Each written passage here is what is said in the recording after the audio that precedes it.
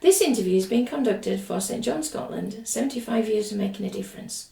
My name is Dr. Sue Morrison and the respondent is Charlotte Waddell. This is the 17th of January 2022 and the interview is taking place in Falkirk. Thank you very much for agreeing to be interviewed for this project. For the record, would you please confirm your name? Charlotte Waddell. Thank you. And what is your age or just your year of birth? I'm 83 years of age. Where were you brought up, Charlotte? Falkirk. Falkirk. Could you tell me about your work experiences since leaving school? I left school after getting my high leaving certificate and I went to work in the Commercial Bank of Scotland, which is now defunct, of course. They moved on to being the Royal Bank of Scotland. And I was very happy in my job. I started in Denny. I had 4 years in Denny. I had 2 years in Bonnybridge. I had another 4 years in High Street, Falkirk. And then I got married and whisked away to the Middle East for several years. And then I came back and went back into the Royal Bank again. And I had a difference of opinion because I had seen the big wide world and I expected more than they were prepared to give. And I became pregnant and went off into a life of being a housewife. Latterly, did you not set up your own company? Oh, that was much later on.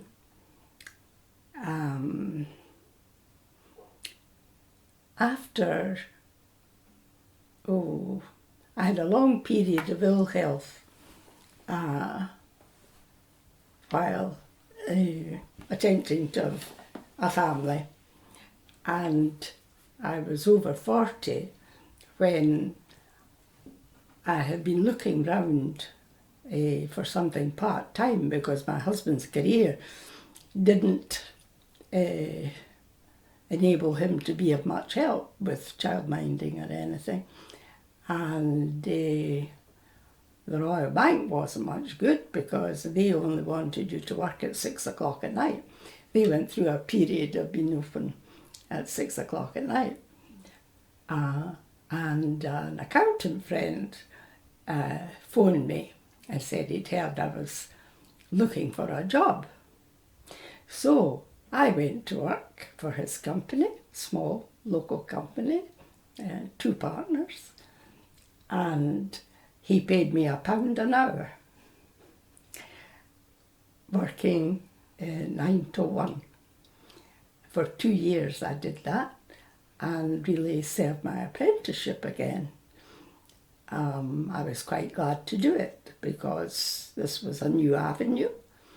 And of course, in the bank, you do bookkeeping the opposite way to what people do, keeping their own books. And I had to unlearn an awful lot and learn how to do it the way you do it when you have a business. And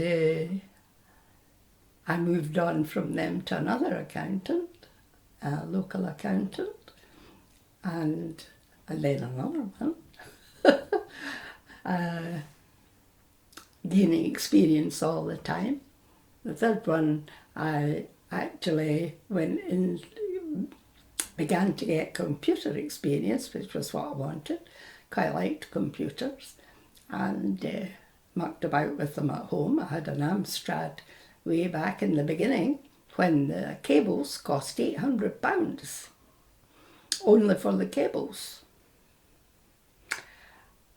Anyway, I got my email name there at that company because my name was too long, and I still have that email address today. Then I went to another company because I think there was a bit of a hoo-ha there. I enjoyed that office though, and I went to Cumbernauld to set up an office there,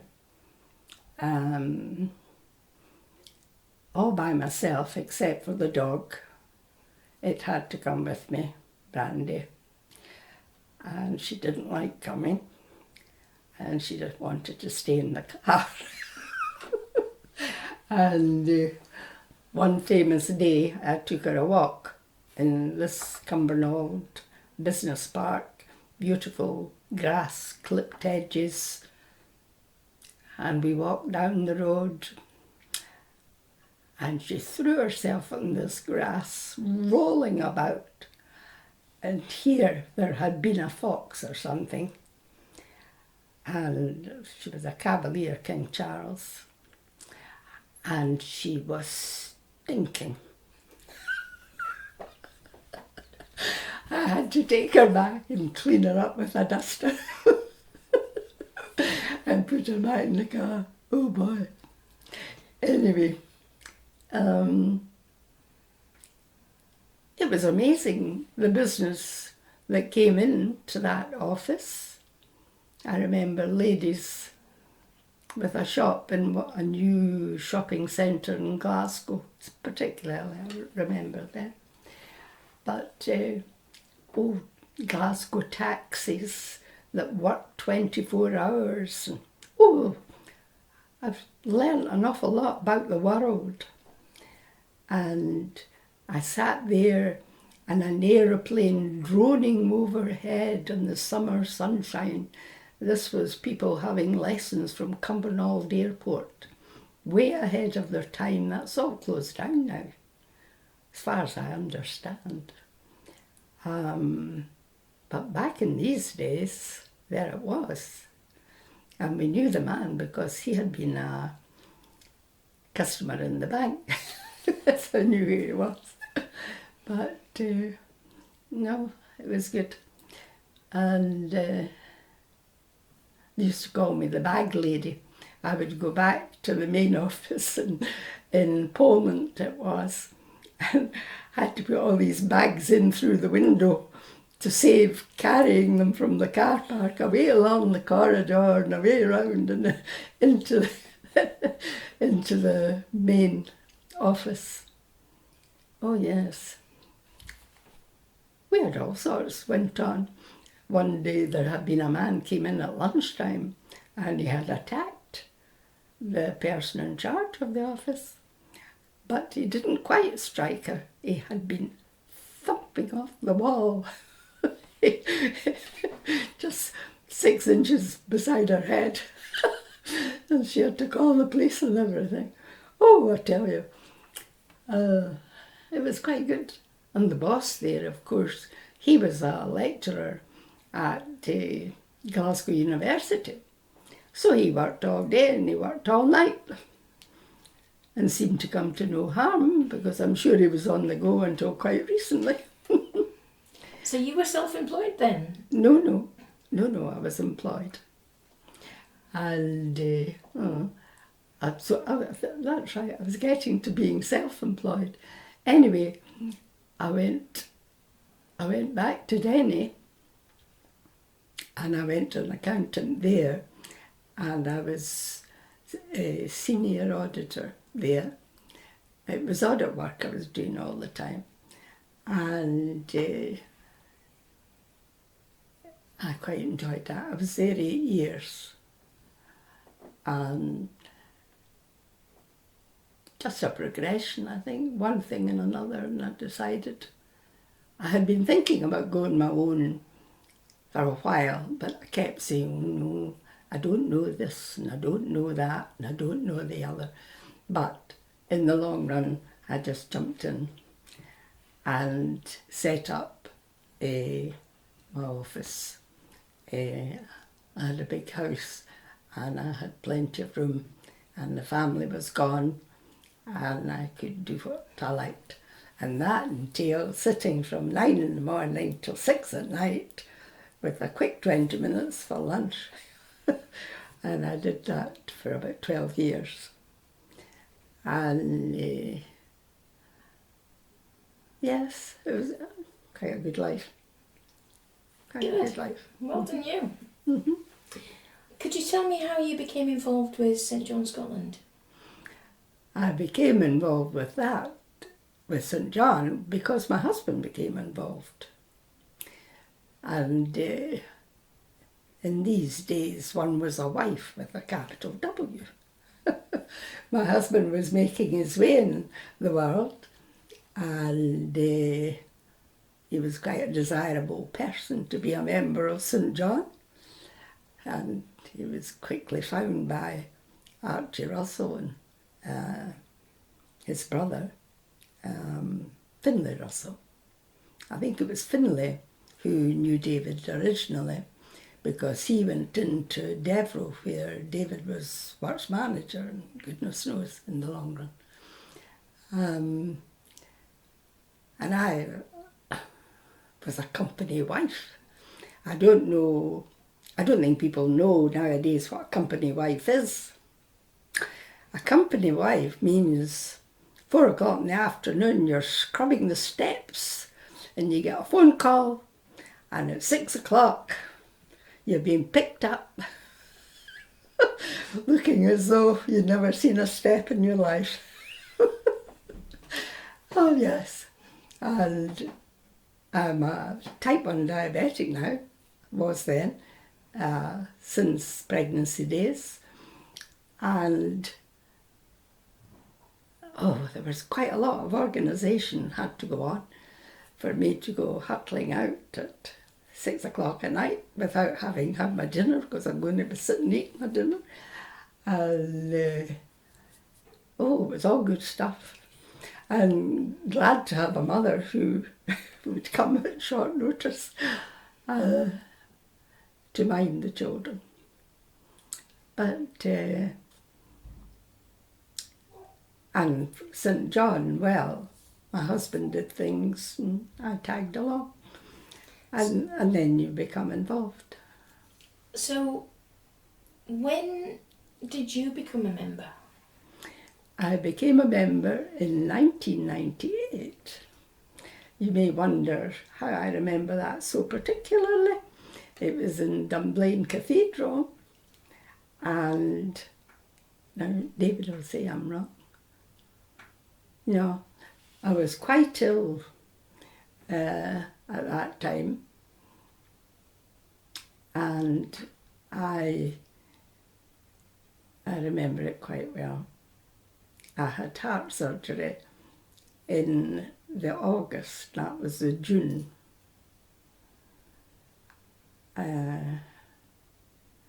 So I remember Dunblane Cathedral very well,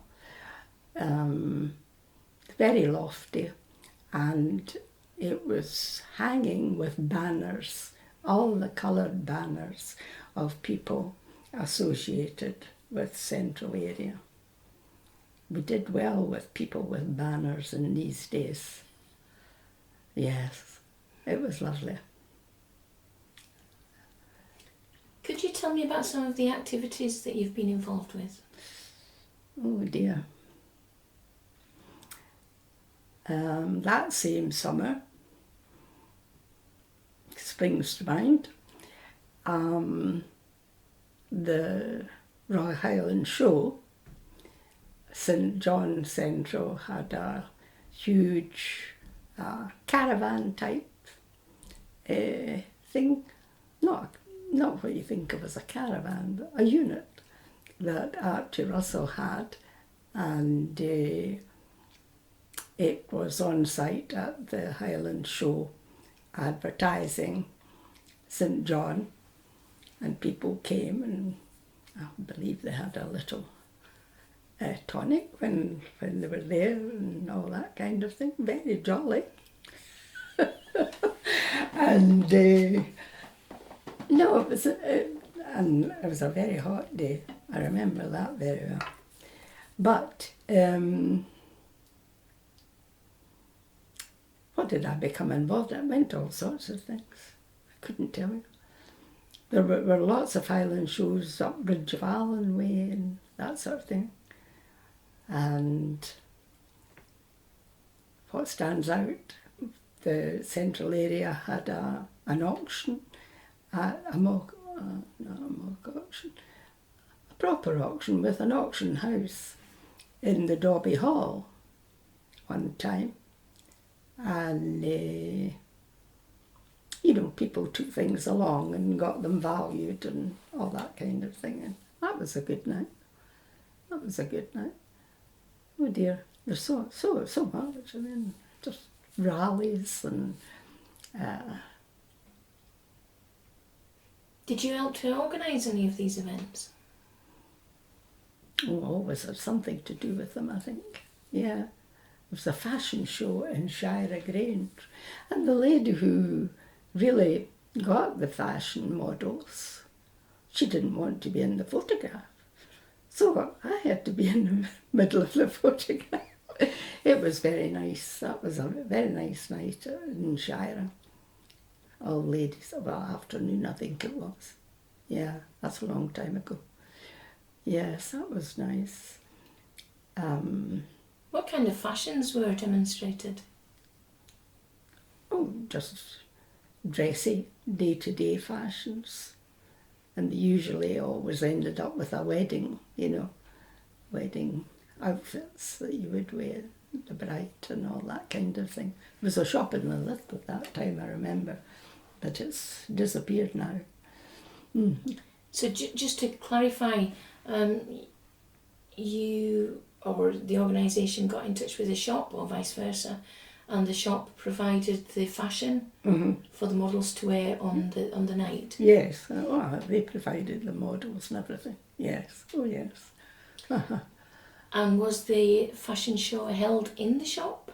No, it was in the Shira Grange Hotel. Gosh, you did say so. And lots of people. Oh, I can't remember. Oh, more than 100, I would say. Oh yes, lots of people. Did that raise a lot of funds? It would do. Can't remember. Everything raised funds, Another thing I remember not raising funds is our present Queen's Diamond Jubilee. There was quite a bit of fuss about that at the time, and people having street parties and everything. And I was secretary, and I said, I'll need to do something about this. We were having a committee meeting, and it was quite a big committee at that time coming to Pullman in the evening. It was a very nice evening, I remember. And I got all these decorations and bits and pieces, balloons, goodness knows all for the Queen's Jubilee in shops in the town.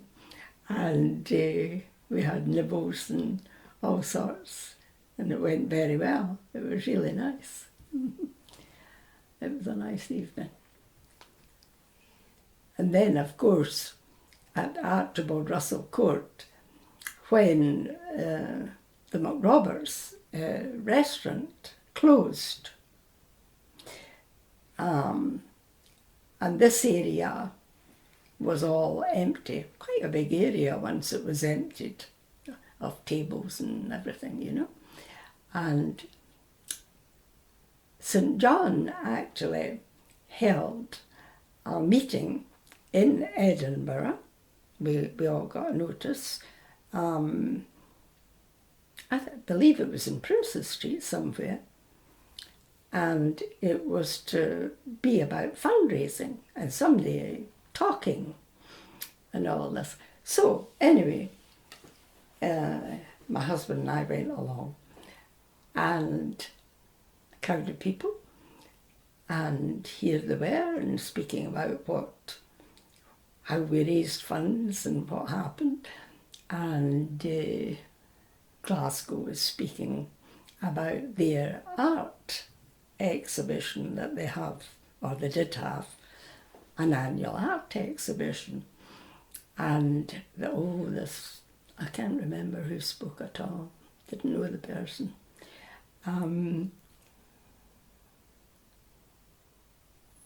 went on about it. And I said, what does it say? I says, we have a big space. We have car parking. We have all sorts. Oh, I says to David, I says, we could do this.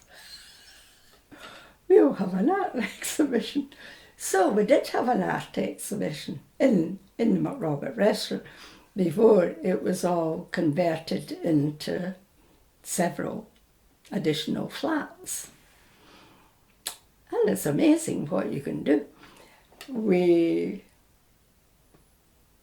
I put an advertisement in the Falkirk Herald inviting people to display their work. I contacted Falkirk Art Club because it dawned all these pictures would need to hang up. And I've been at their exhibition before. Anyway, they kindly lent us all their stands for hanging pictures. Well, we couldn't have had it, quite honestly. What a hoo-ha on another sunny morning with a removal van bringing all these stands to Pullman. But anyway, that went well. And all these people began to come out of the woodwork with offers of paintings and everything. Oh, a huge number of paintings. Huge number. All to be catalogued and numbered and the price put on them and woo-hoo. Oh, a lot of bookwork was required. Oh, I was in my element. Quite like bookwork. Anyway, so there we were. I was going to say something else. Anyway, we had everything. From the most magnificent painting of 2 Highland cows. And somebody paid £600 for it. Yes. Beautiful it was. The cows were just in a meadow. They were lovely. We had those, and then we had nude paintings and line drawings. Oh, an amazement. So it really all worked out quite well. It was just most unfortunate that we could only have it, was it 3 days or 4 days over the weekend. And if we'd had more people, you know, we could have prolonged it and had it going for a week. It would have been better. But we did sell quite a lot of paintings. And of course, St John got proportion and the artists got proportion. Yes, it was very good. Yes. Do you remember any other events similar to that? Not similar to that, no. There were a lot of can collections at football stadiums, all that kind of thing. I never did that, but David did. But then, of course, for all the cans to cope with and everything, you know. No. I think you were telling me a story earlier about a Scottish singer. Valerie Dunbar. Oh, yes. Could you tell me that story, please? Yeah. That's way back. She was a Glasgow person, Scottish singer, and she came. I think probably it was Alistair Gillis who got her. I don't remember. He's a Scottish singer too. He's from Glasgow. And anyway, there was a Scottish evening in Airth Castle Hotel. which is quite prominent on the landscape. You can see it. So here she arrived in a helicopter, the Bars Iron Brew helicopter. Robbie Barr was a member of Central Area St John, and she stepped out of this helicopter onto the lawn in the most beautiful blue billowing ball gown in the evening light on a lovely day. Oh, just perfection. And we must have went on to the concert and everyone. Uh-huh. That was a St John's Scotland concert? Yes. Mm-hmm. What kind of people would have attended that?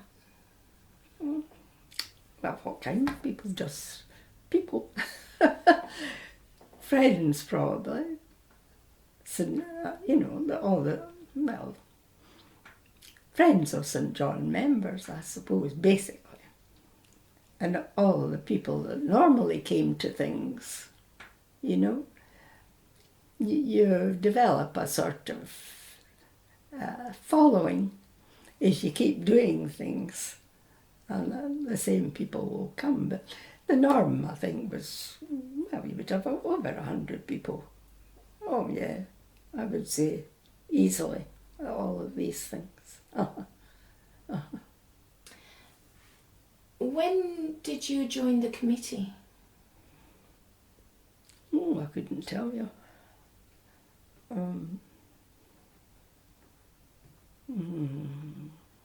I must have been on, I think, the association committee. There used to be two committees. The association was more the working committee. I would be on that. I've no idea. That's fine. What kind of work did you do at the committee meetings? Do you remember? To remember? No, what kind of work would you have done at the committee meetings? Was it a kind of fundraising committee, or did you decide how funds were spent? No, nothing so high-flown as that. No. No, you would just all go and they would say what they were thinking of doing. Those in charge. I wasn't in charge, not then. And you went home and complained about it. Said you could have done better. And got on with it and did whatever it was that was required at that point. I think you mentioned there that you ended up as secretary to the committee? Yes, I was secretary for 7 years, basically while David was chairman. Yeah. What were your duties there, Charlotte? Oh dear, everything. Well, taking orders. And then I would take on too much, and my husband would say to me, "That's not up to you, you're the secretary." But no, we rubbed along. 7 years I sat in that little office up the stair. Doesn't get the sun either, which was always a bone of contention. But no, the years just slip away. Oh, there was all sorts to do. I can't tell you. And there, Archibald Russell Court was in place, of course, by that time. And it was all run on a voluntary basis. So there was a great deal of toing and froing. Oh, David could be away up there. Oh, twice, 3 times, 4 times in a week. Oh, easily. A great deal of toing and froing. And, just things to be seen to.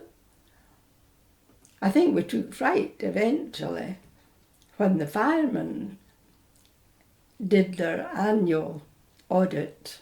They came every year and spoke about fire doors and all the rules being changed and everything. And he came to realise that the layman just doesn't know what's required. And, it's a responsibility, all these people, elderly people, being, in accommodation.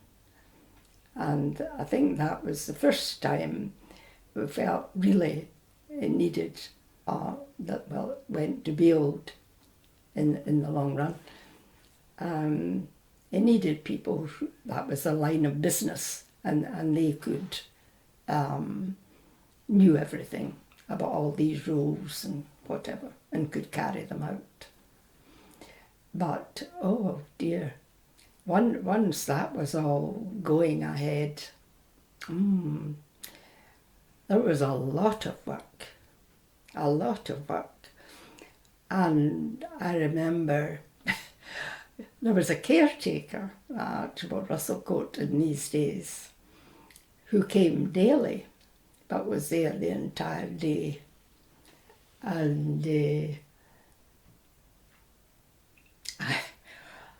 I got this request from goodness knows where to see about boilers. I don't know about boilers.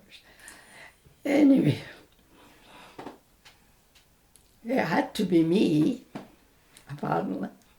It was raining. And I had to go to these boilers, which were in a safe place, which was a brick enclosure. I don't think I had a roof. In the middle of a grass area at the arch above Russell Court. And the caretaker came with me because he knew more about it. And we had to go to this area, this enclosure, and this machinery was all in it, and find out what it said on this machinery. And oh dear, it's amazing what a secretary has to do. So that was a momentous thing. I remember that very well, especially the rain. And apart from that, I took a lot of photographs of Archibald Russell Court, and quite nice, some of them. I did a Christmas card one year with the photograph on, and I gave one to the caretaker. I remember when he retired. A nice picture. It was a photograph. I felt he would be glad to have it, but maybe not. I don't know. Anyway, I spent a lot of time on that photograph, taking it particularly. No, there was a great deal of work when it was being handed over to Bill. And when these new flats were being built in the McRobert restaurant. You know why it was called McRobert restaurant, don't you? No. Oh well, there was a McRobert trust, gave a lot of funds to central area, and that was why the restaurant was called the McRobert restaurant. The idea was great, that it would be for the people living in Archibald Russell Court, or if they were having visitors or anything like that, as well as being open to the public. The idea was wonderful, and it did run quite well for several years. But anyway, it was called that because of this, I'm sure she was a Lady McRobert, and she had sons in the RAF, and they were all killed in the war. I think there were 2, possibly 3 sons, and they had been killed in the war. And she gave a big donation to St John Central area, and as a tribute to them, the restaurant was called the McRobert Restaurant. So That was quite nice. It was very nice. They had this, the head waiter from the Shire Grange Hotel, which is still a very smart hotel. I think he was retiring or something like that. Anyway, he came to be in charge and of the McRobert restaurant. And of course, everything was just so very nice indeed. And it was a big draw for a while. Oh yes, because of him really, you know. People like to come and be treated in a nice way. Oh yes, it was lovely. And of course, at Christmas, Archibald Russell Court, Archie Russell had a dinner, always in the McRobert restaurant, for the residents. And every member who was there had to pay for a resident. You didn't get an option. So it was quite a pricey evening. Anyway, they all came along, which was very nice, and we had a lovely meal, and every resident got a lovely gift from, I think it was really Archie Russell. He didn't really say it was from St John. I think he just said it was from him. But I think that all these days have gone by, you know. But it was a lovely evening always, yes. Mm. You'll have seen some changes then over time. What would you say are the positive activities that the Order of St John are doing now? Well, I think they've come. It's run in a different way. The volunteers did everything at grassroots level, and the Priory, dare I say, they were on a different level and maybe didn't mix in so much. But I think possibly they do mix in a bit more. It's all sort of levelled out to an extent. Well, there's this patient transport that everybody's doing. That's very good for people who need to go and they don't have the ability to go by themselves. It really is wonderful to see that. And then, of course, the mountain rescue. Well, they always said that started because it was a member of the royalty who wanted the mountain rescues to help. So, for whatever reason, they got a great deal of money. I can tell you, we were at Holyrood, a special, now it wasn't evening, it was definitely in the day, and I can remember this. We were going through to Holyrood and there was a lorry, huge trailer lorry, lying overturned on the motorway to Edinburgh. So you know the kind of day it was, filthy wind. Anyway, we got to Holyrood and all the mountain rescue, party from mountain rescue was there, and then all these St John people who had been invited and everything. And they all had long dresses on. And you know, you had fought and struggled wondering what you were going to wear to this thing. I didn't have a long dress on, no. It was quite sad. But it was a nice day too. And of course, one of the treats of Holyrood, when you're standing there with a glass and everything, is the constables telling you it's time to go. They just come sidling up beside you and sort of lean on the air in between you. And you move. And it's always towards the door. That's the end, I tell you when it's there. And of course this brings to mind with me, I got lost in Holyrood Palace. Oh, I did. And nobody was there. There were no security people. I could have done anything. I could have had a bomb in my hand.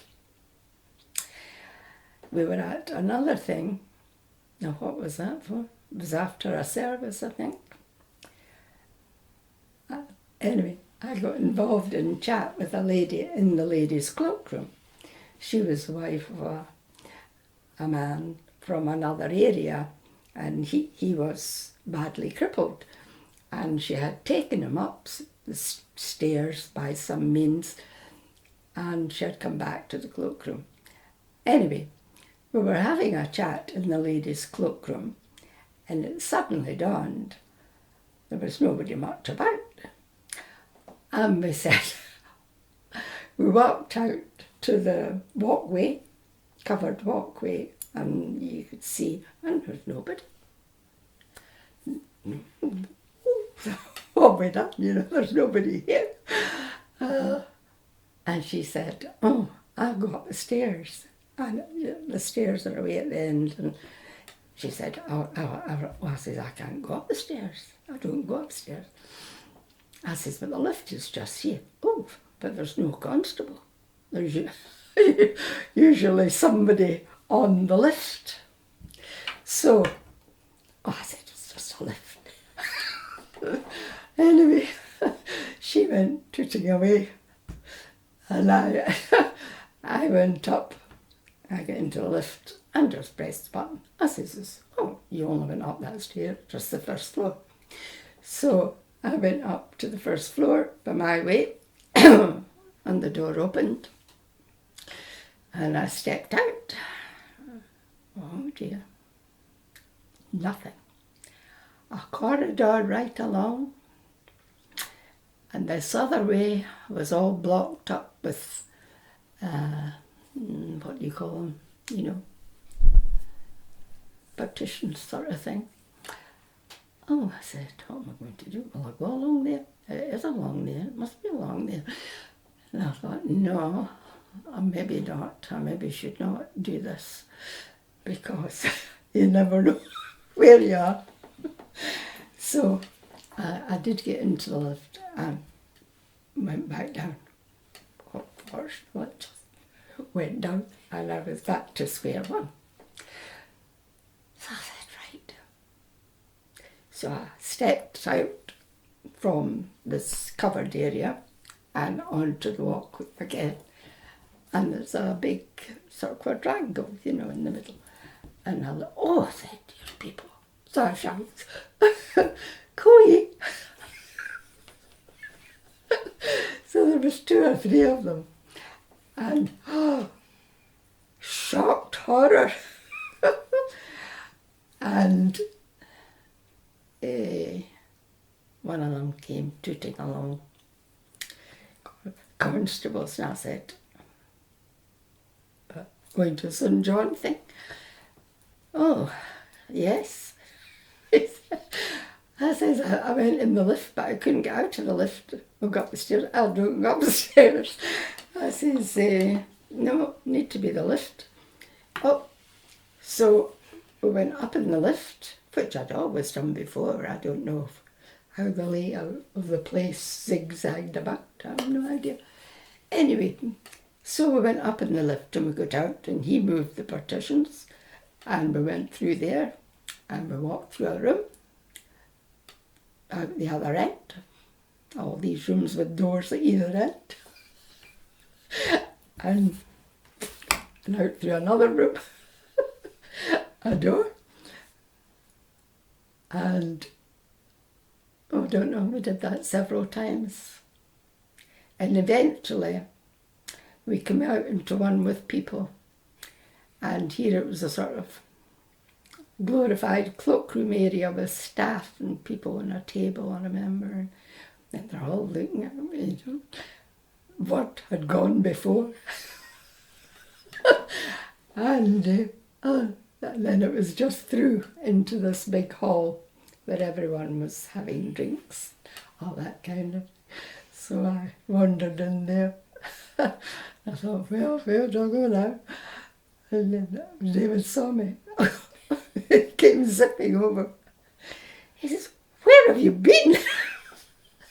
He said, "I've been wondering where you are." He says, "I asked people and nobody had seen you." I said, "Oh dear, I think it was as white as a sheet. I was exhausted." With it. I didn't think much of their security. Right, apart from your adventures, what would you say is your favourite memory of being involved with St John's Scotland? Oh dear. Well, so many. So many memories.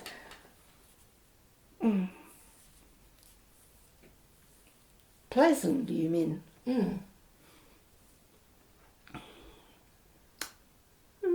No, not all much of a muchness. So much formality, so much. I have a friend says I have adventures. Tripping over when you're going to be presented. I mean, what do you do? Oh dear. Yeah. Everything was quite nice. I quite enjoyed it all, I have to say. Friends, now not there. I had a friend, Nancy Lisk, and she died when we had the launch of the Get You Home, not Get You Home, what was it called? The video with Strathcarron Hospice, DVD with Strathcarron Hospice. Have you heard about that? The DVD? Only just recently, very recently. I don't know anything about it. Right. Oh, well, I organised that. Could you tell me about that then? With the help, of course, of the NHS and Strathcarron. So, there should be a very nice photograph of that. However, Strathcarron did all the acting and everything and set up a room, with a bed like a hospital room, and it was caring for a terminally sick person at home. You can get it on YouTube just now, even. It's quite relevant always, how to care for a person, how they would get them in and out of a car and in and out of bed and all that kind of thing. Anyway, we had a launch in the Park Hotel Falkirk. I was very familiar with the Park Hotel via interview. Anyway, there was a lot of toing and froing with the NHS and Strathcarron all the while it was being made. And we went to Forth Valley Hospital, I think a couple of occasions, and there was a lot of chat there from their point of view. And then we had this launch with invited people and a meal. Well, no, it was sort of nibbles and coffee and goodness knows, speeches and things like that. And Nancy Lisk, her husband was in Strathire. Now, what was he in Strathire? Everything. He ran the Sir Andrew Murray House at Strathire, which was a sort of holiday home that they had. And anyway, Nancy came on 3 buses from Callander to get to this event. And I thought a lot of her for that, you know, that it was very nice.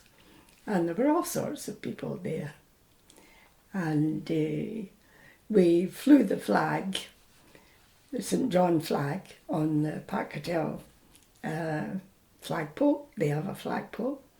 And it flew all day and caused quite a stir in Cameron Road in Falkirk.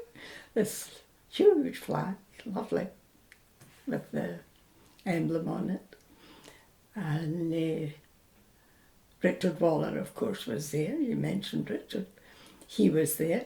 And he and I were taking photographs when the thing was all over from the dollar pack of this flag, trying to catch it in full billow. It was very nice. Must have these photographs somewhere.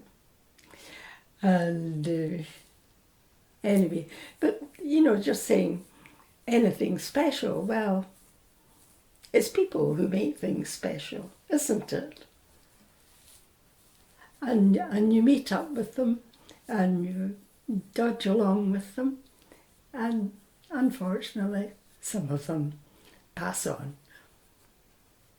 That's the way it is, isn't it?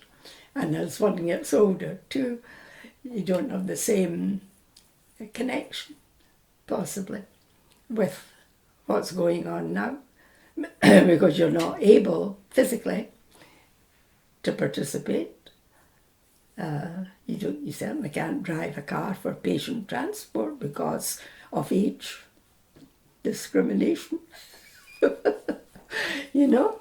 But that's the way it goes. Mm-hmm. Charlotte, I think that's all my questions for now. But I really thank you for participating in this very makeshift meeting interview. But is there any final words you would like to say? Not really. No. I'm sure St John will go from strength to strength. But it doesn't do to forget about the white charters. I said to Richard when my husband was promoted tonight, I said, oh dear, it's the white charger in the garage, that's the problem. So sad. But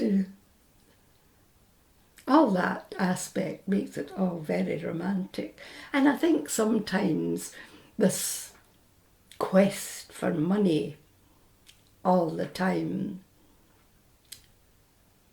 overtakes the ethos behind it all, what happened long ago.